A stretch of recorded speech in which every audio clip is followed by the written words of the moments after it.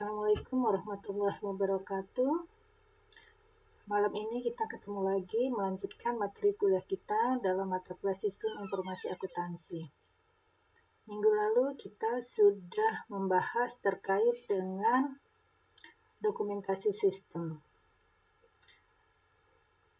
Hari ini kita akan lanjutkan kuliah kita dengan topik kontrol dan sistem informasi akuntansi. Jadi pengawasan untuk sistem informasi akuntansi. Ada beberapa ancaman terhadap sistem informasi akuntansi. Ancaman itu dapat berupa dari alam dan karena ada kekacauan politik misalnya. Dari alam contohnya banjir. Banjir menyebabkan komputer tenggelam misalnya ya. Komputer tenggelam itu ya mengakibatkan rusak. Kemudian kebakaran misalnya. Kebakaran juga menyebabkan baik software maupun hardware dari sistem informasi akuntansi bisa rusak atau bisa hilang. Itu menjadi ancaman di dalam sistem informasi akuntansi. Kemudian ada lagi political disaster. Misalnya seperti saat ini terjadi demo besar-besaran, ada kemungkinan terjadi pembakaran ya. Dengan dibakarnya misalnya sebuah gedung dibakar, di dalamnya ada komputer untuk sistem informasi akuntansi ya, dengan dibakar gedung tersebut ya, maka sistem tersebut menjadi rusak, data menjadi hilang ya. Kemudian ancaman berikutnya adalah software error dan hardware-nya ya, equipment-nya. Jadi software error dan equipment-nya. Ya, software error ini seringlah terjadi ya. Mungkin biasanya ada yang disengaja maupun yang tidak disengaja. Kalau yang disengaja misalnya dengan dimasukkannya virus ke dalam sistem sehingga sistem jadi error ya. Kerusakan yang terjadi pada equipment misalnya nih ya, ada dipukul misalnya, komputernya dipukul gitu ya, atau misalnya jaringannya dirusak misalnya, itu bisa aja terjadi. Kemudian ada ancaman di dalam sistem informasi akuntansi itu misalnya ada tindakan-tindakan yang disengaja maupun yang tidak disengaja. Ya, ini semua menjadi ancaman di dalam sistem informasi akuntansi.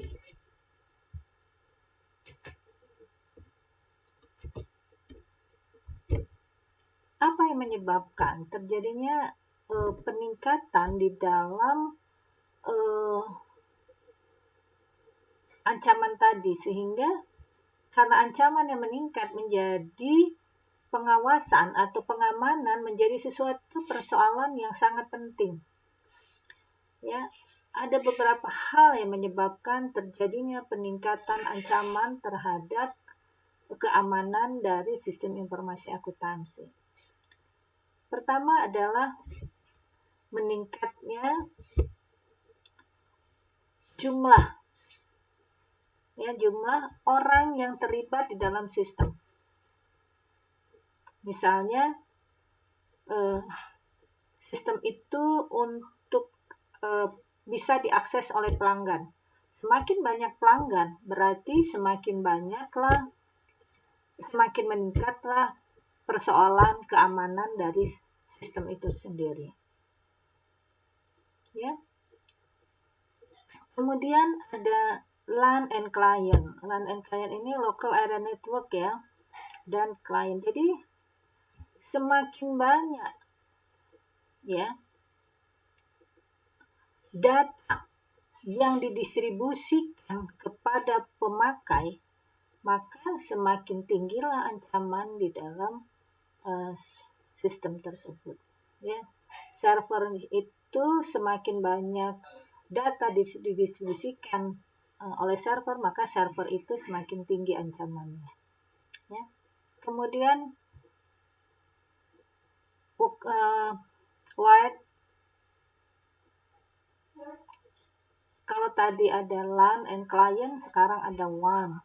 Kalau LAN tadi local, kalau ini lebih besar lagi. Jadi wide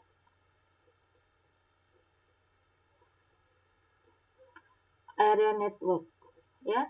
Jadi kalau LAN ini lebih biasanya misalnya satu gedung Uninus, misalnya seperti itu. Tapi kalau udah WAN, udah lebih luas lagi, gitu. Lebih luas dari bukan hanya sebesar segedung Uninus, tapi mungkin bisa diakses lewat yang lebih besar lagi, mungkin ke kota Bandung, misalnya seperti itu, ya. Jadi dengan sistem WAN tadi, data bisa diakses oleh berbagai orang, oleh berbagai pihak, ya. Hal ini menyebabkan pengamanan menjadi lebih penting, lebih utama, karena persoalannya atau ancamannya juga lebih tinggi. Kemudian itulah beberapa hal yang menyebabkan perlu dilakukan langkah-langkah penting untuk mengamankan sistem informasi akuntansi. Pengamanan sistem informasi akuntansi ini dilakukan dengan sebuah sistem yang kita kenal dengan sistem internal control, ya. Sekarang kita akan melihat apa konsep dari pengawasan itu, ya. Apa konsep dari pengawasan internal? Pengawasan internal ini penting sekali. Karena apa? Karena pengawasan internal ini melibatkan semua pihak, dan sistem internal kontrol ini berada di dalam prosedur, di dalam proses, di dalam aktivitas bisnis, di dalam setiap level. Oleh karena itu, kalau sistem internal kontrol ini bisa dilaksanakan, maka berbagai hal yang tadi ancaman terhadap sistem informasi akuntansi tadi itu bisa diperkecil. Ancaman terhadap software dan hardware sistem informasi akuntansi tadi menjadi lebih rendah, ya. Kita lihat apa sih pengertian dari internal control, ya. Katakan bahwa internal control itu adalah sesuatu yang direncanakan oleh organisasi, ya, dan metode-metode yang digunakan di dalam proses bisnis, ya. Jadi dia direncanakan, internal control itu direncanakan, ya, dan menggunakan metode. Jadi sudah direncanakan dan menggunakan berbagai metode, ya, yang tujuannya untuk pertama mengamankan aset, ya, menghasilkan data yang lebih akurat, informasi yang lebih dapat dipercaya, kemudian meningkatkan efisiensi dan efektivitas, ya, untuk menjamin bahwa seluruh kebijakan manajerial itu dilaksanakan, ya. Jadi perlu digarisbawahi bahwa internal control tadi tujuannya pertama untuk mengamankan aset. Aset itu ada data dan harta. Kemudian meningkatkan informasi, kualitas informasi. Kemudian yang paling penting adalah meningkatkan efisiensi. Ya. Ada 3 fungsi utama terkait dengan tadi definisi internal control tadi. Kita lihat ada 3 fungsi utama dari internal control. Pertama adalah pencegahan. Pencegahan penting. Kita dulu selalu dengar katanya mencegah lebih baik daripada mengobati. Jadi mencegah ini menghindari, jangan sampai terjadi penyimpangan, jangan sampai terjadi kerusakan. Kita sudah melakukan langkah-langkah, gitu ya, sebelum terjadi. Kemudian detektif kontrol ini ya sudah terjadi. Kalau sudah terjadi, apa yang harus dilakukan? Kita harus tahu kenapa terjadi, bagaimana bisa terjadi, siapa yang melakukan. Ya, kalau kita sudah tahu bagaimana bisa terjadi, apa penyebab terjadinya, maka kita bisa melakukan langkah-langkah untuk perbaikan. Ya, jadi itu 3 fungsi utama dari internal control. Kalau kita gambarkan internal control ini seperti sebuah lingkaran cycle yang nggak pernah berhenti, ya, melakukan pencegahan, kemudian kalau sudah terjadi harus tahu kenapa terjadi, bagaimana kejadiannya, kemudian dilakukan perbaikan, pencegahan lagi, dilakukan lagi detektif kontrol, terus perbaikan lagi, seperti itu ya. Internal control itu ada beberapa model yang ada di dunia ini terkait dengan internal control. Ada berbagai macam pendapat terkait dengan internal control yang dilahirkan oleh berbagai lembaga di dunia ini. Tapi kita akan membahas internal control model COSO. Ya, internal control model COSO ini banyak diterapkan di Indonesia. Karena apa? Karena internal control model COSO ini melingkupi seluruh aktivitas bisnis yang ada di jadi melingkupi seluruh aktivitas bisnis. Ya. Dia meliputi tidak hanya pada level tertentu, tapi seluruh level, tidak hanya pada tindakan-tindakan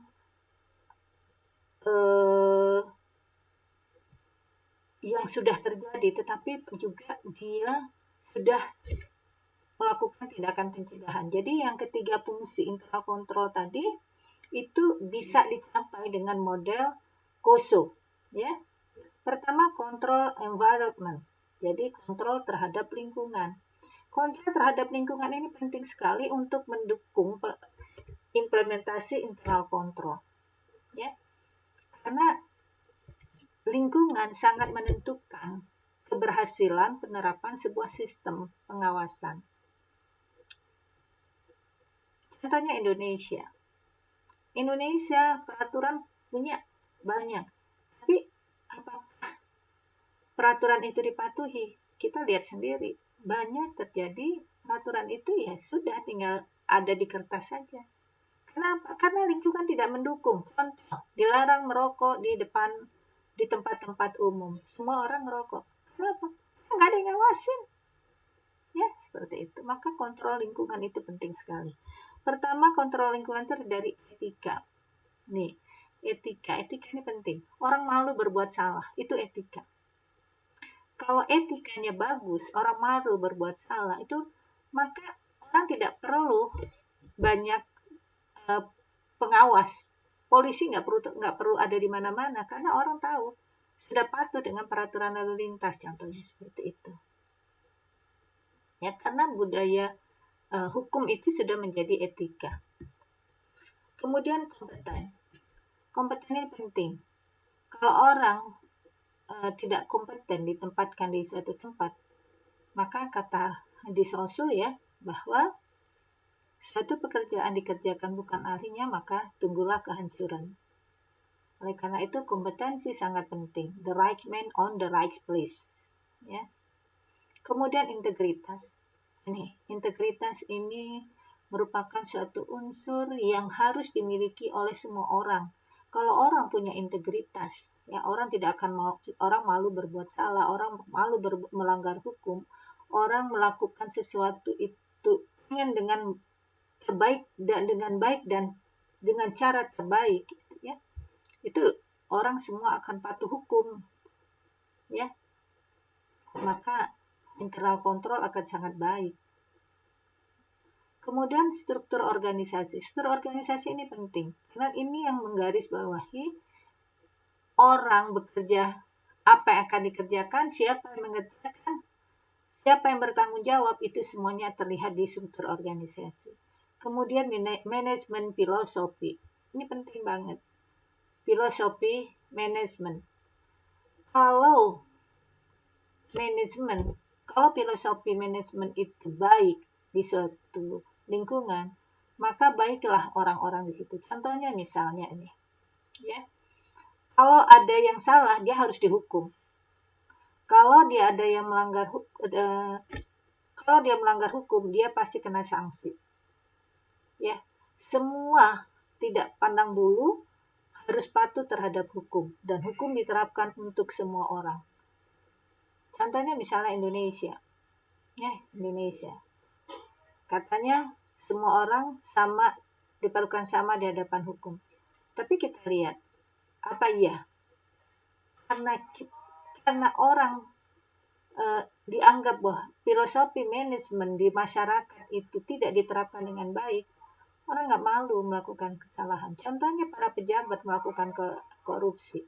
Dia tahu bahwa kalau dia korupsi juga dia tidak akan dihukum dengan berat. Hartanya juga tidak diambil oleh negara.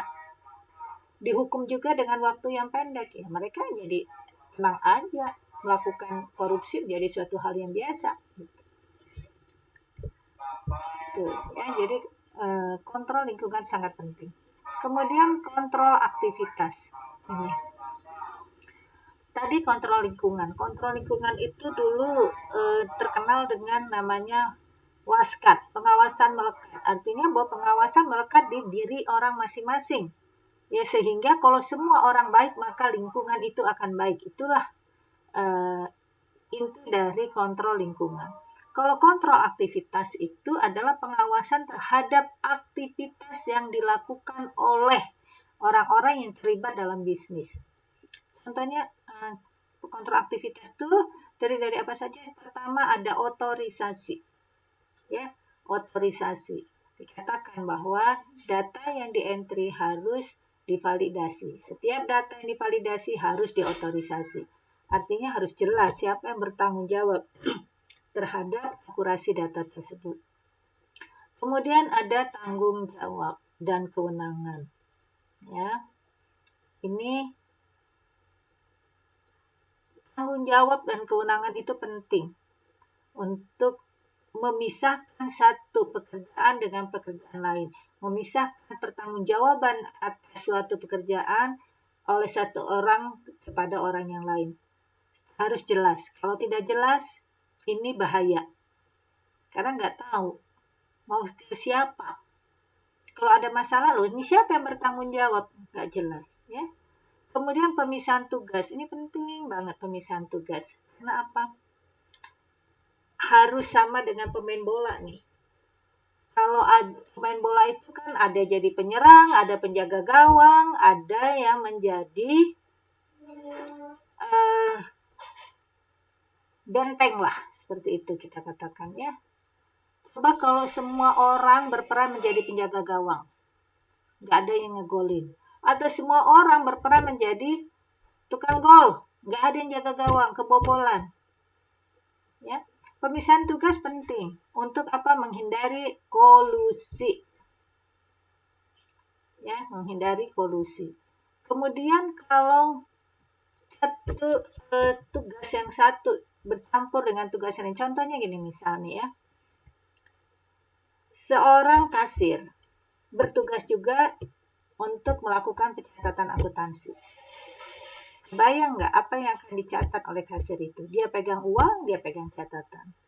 Ya, makanya pemisahan tugas itu sangat penting. Kemudian bagian operasional tidak boleh bagian catat. Bagian pegang uang tidak boleh memegang bagian operasional. Ya, itu harus dipisahkan secara tegas. Karena apa? Karena bila bercampur maka akan terjadinya kecurangan, fraud ya. Kemudian pendokumentasian. Ananda sekalian, pencatatan akuntansi diawali dengan dokumen. Data diinput dari dokumen. Oleh karena itu, Pendokumentasian merupakan suatu hal yang utama sebagai dasar untuk dilakukan pencatatan. Pendokumentasian bisa dalam bentuk soft atau dalam bentuk hard, ya, hard file ataupun soft file. Kemudian rekonsiliasi. Rekonsiliasi itu apa? Rekonsiliasi itu mencocokkan, ya, data yang terdapat dari satu dokumen dengan dokumen lain yang berbeda. Itulah rekonsiliasi. Contohnya misalnya, catatan penerimaan uang di kasir harus sama dengan catatan penerimaan uang yang ada di bagian penjualan, yang ada di bagian penerimaan piutang. Ya, seperti itu. Karyawan, terus kontrol aktivitas berikutnya adalah karyawan kompeten. Jadi, karyawan yang mengerjakan akuntansi adalah orang yang kompeten melakukan tugas sebagai pencatat akuntansi. Kalau enggak, ya gimana? Datanya ya pasti nggak valid. Kemudian, jujur. Ya, jujur. Ini memang penting ya, integritas tadi di atas sudah kita bahas. Kemudian, pemeriksaan internal. Ini pemeriksaan internal. Kalau di pemerintahan namanya Inspektorat Jenderal gitu. Kalau di pemerintahan namanya Badan Pemeriksaan BPKP, Badan Pemeriksaan Keuangan dan Pembangunan, gitu ya. Kemudian risk assessment. Risk assessment ini adalah suatu aktivitas, ya, suatu aktivitas untuk mengelola risiko. Mengelola risiko, tindakan yang penting pertama adalah preventif. Kemudian mencegah. Kemudian kenali. Kemudian berikutnya adalah memperbaiki. Jadi kegiatan assessment itu biasanya adalah pertama kegiatan mengakses risiko apa yang mungkin terjadi di dalam setiap aktivitas bisnis. Udah ketahuan nih dulu, nih risikonya misalnya nih, kalau bagian gudang risikonya adalah persediaan dicuri oleh orang, dicuri oleh pihak-pihak yang tidak berwenang. Kalau dia supaya mencegah tidak dicuri, bagaimana yang harus dilakukan? Maka dibuatlah tindakan preventifnya. Maka tidak semua orang boleh masuk ke gudang. Yang mencatat persediaan dipisahkan dengan yang melakukan pembelian. Atau yang mencatat persediaan dipisahkan dengan orang yang menjaga gudang. Nah, seperti itu. Oke. Terjadi juga nih persediaan kurang. Dicari kenapa persediaannya kurang gitu. Oh, ternyata karena pencatatan penerimaan dan pengeluaran barang tidak segera dicatat. Ya, tidak segera dicatat. Kalau gitu harus ada perbaikan dari sistem pencatatan.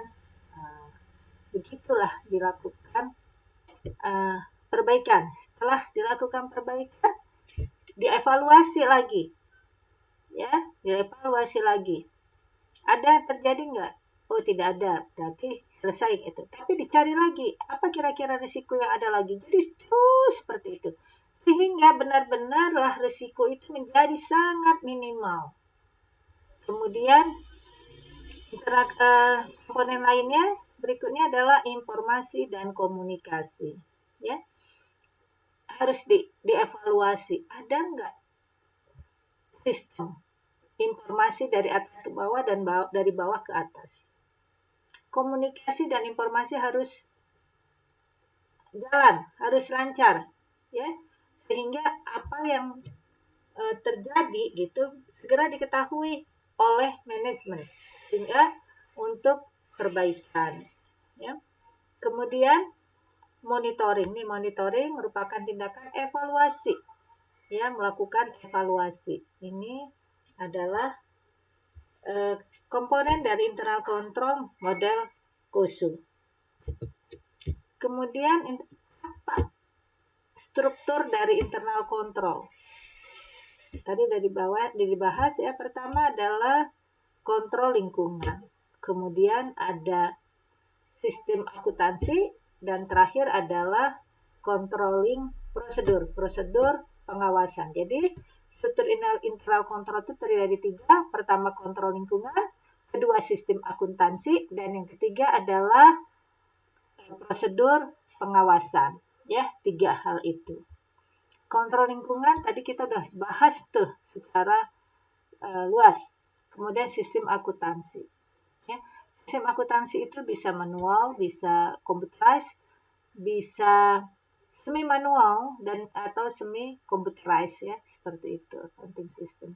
Kenapa ini jadi penting di dalam internal control struktur? Ya, karena harus diingat bahwa sistem informasi akuntansi itu outputnya adalah laporan keuangan, informasi ya. Sistem akuntansi tadi adalah memproses dari data menjadi informasi. Terus yang terakhir adalah tadi prosedur pengawasan. Prosedur pengawasan ini penting karena apa? Untuk menjamin bahwa data yang diproses dalam sistem akuntansi merupakan data yang valid. Ya. Kalau data valid, maka laporan outputnya juga menjadi reliable. Itu ya. Itu internal control struktur. Oke, ini di kontrol lingkungan, tadi dari kita bahas pertama integritas dan nilai etika yang dianut, manajemen filosofi, ada struktur organisasi, ada audit komite, ya, kemudian ada otorisasi dan pertanggungjawaban, kemudian ada kebijakan sumber daya, kemudian ada pengaruh eksternal. Ya, pengaruh eksternal itu banyak. Jadi kontrol lingkungan juga ditentukan dipengaruhi juga oleh faktor eksternal. Misalnya kebijakan pemerintah, ya, kemudian tadi situasi politik itu juga mempengaruhi lingkungan pengendalian. Ya.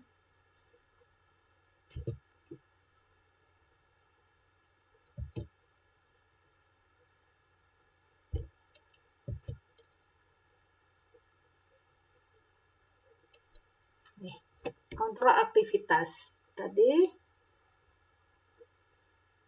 saya sampaikan bahwa kontrol aktivitas itu terdiri dari otorisasi transaksi, ya, kemudian pemisahan tugas, kemudian jadi dokumen itu harus didesain, ya, untuk dapat memenuhi kebutuhan data.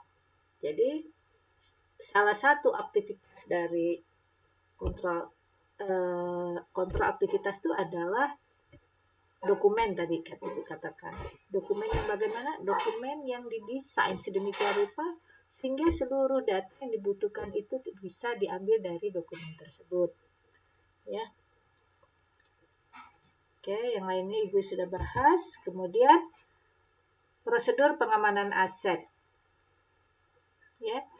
Pengemasan aset ini pengawasannya efektif dan pemisahan tugas Ibu sudah jelaskan karena tadi harus ada pemisahan tugas bagian gudang.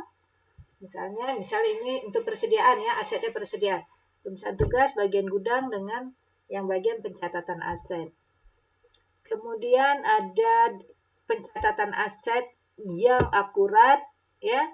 Jadi aset itu harus dicatat sedemikian rupa sehingga harus dijamin bahwa catatan aset tadi akurat ya dan memenuhi kebutuhan informasi. Apa aja sih kebutuhan informasi aset itu? Pertama, diletakkan di mana, siapa yang menerima, digunakan untuk apa, kemudian bagaimana, berapa umurnya, ya, kondisinya bagaimana. Itu kan penting di dalam kita untuk identifikasi aset itu. untuk mengklasifikasikan aset.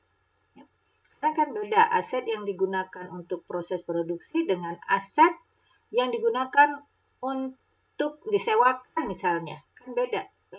Rekeningnya untuk di dalam laporan keuangan kan beda.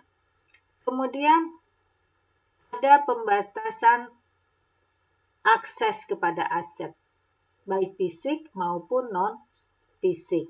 Non-fisik itu pembatasan terhadap catatan dan dokumen. Ya, jadi misalnya pakai komputer, non-fisik kan, itu bagaimana dibatasin orang akses ke data tersebut. Ya, kemudian ada pengawasan lingkungan tadi.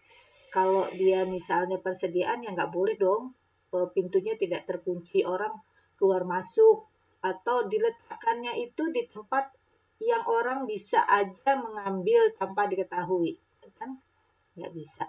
Kemudian ada nih pembatasan akses ke ruangan komputer atau kepada isi dari komputer itu, komputer file dan informasi. Itu harus ada pembatasannya. Emang semua orang bisa akses di komputer itu, tapi tidak semua orang bisa akses di dalam file-file yang ada di dalam komputer itu. Jadi tidak informasi harus terbuka kalau sekarang kan, tapi tidak semua orang berhak untuk membaca informasi. Dia harus ada batasan. Kalau laporan keuangan secara umum bisa dipublish ya. Kalau sekarang apalagi PT yang sudah go public, laporan keuangannya harus dipublish. Tapi tidak semua yang perlu, tidak semua informasi dibuka ke publik ya. Ada hal-hal yang memang menjadi rahasia perusahaan. Kemudian ada etika bisnis. Ya, etika bisnis. Ini penting ya. Bagaimana dikatakan ini? Jadi di dalam perusahaan itu biasanya ada prinsip-prinsip ya yang dianut oleh perusahaan. Ada prinsip-prinsip etika yang dianut oleh perusahaan itu biasanya ada. Baik tertulis maupun tidak tertulis ya. Etika bisnis katanya harus bisa menjawab ya bagaimana pimpinan ya menentukan baik atau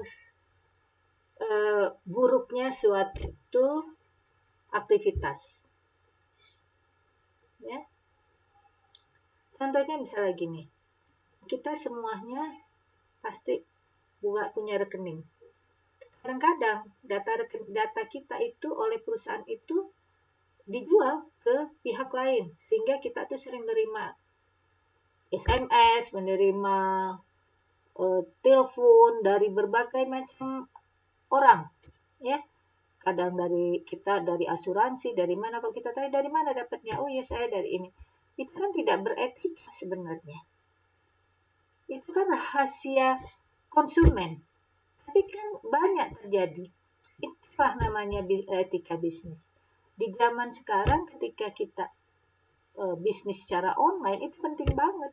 Kalau pelanggan, konsumen merasa dia tidak yakin bahwa data dia terlindungi, dia kan nggak mau bertransaksi.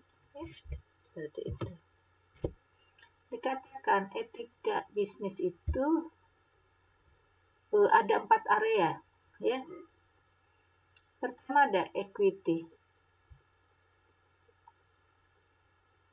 Equity ini terkait dengan gaji dari apa yang berharga ya yang dianut oleh perusahaan itu. Harga ya, harga produk. Ada kan kalau lagi misalnya ini kemarin kita corona, penjual masker langsung naikkan harganya. Dia ngambil keuntungan sebesar-besarnya. Itu kan tidak beretika sebenarnya. Kemudian right, hak, ya. Misalnya kesehatan pegawai. Kemudian kesempatan yang sama untuk seluruh pegawai untuk dipromosikan, ya, itu hak. Kemudian hak untuk apa? Hak untuk diberikan lingkungan kerja yang aman, itu juga hak. Kemudian kejujuran. Nih, biasanya perusahaan kadang-kadang buat iklan itu bombastik, rinso mencuci sendiri. Benar nggak sih? Ini penting loh, ini karena masalah terkait dengan kejujuran. Ya, kalau memang itu produk itu berbahaya, ya harus dikatakan berbahaya, nggak boleh disembunyikan. Kemudian keamanan data dan informasi, ini tadi itu yang saya katakan. Kadang-kadang data kita dibocorkan, ya itu kan bahaya banget. Kemudian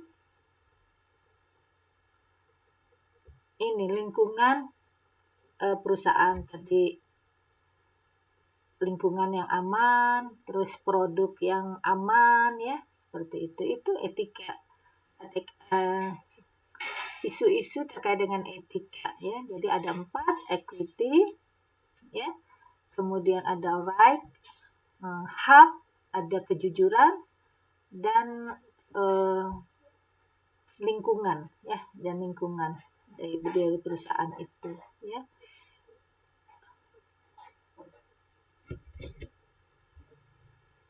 Ini exercise of corporate power, ya, itulah kira-kira terkait dengan keamanan, ya, exercise of corporate power. Itu materi kita pada malam hari ini.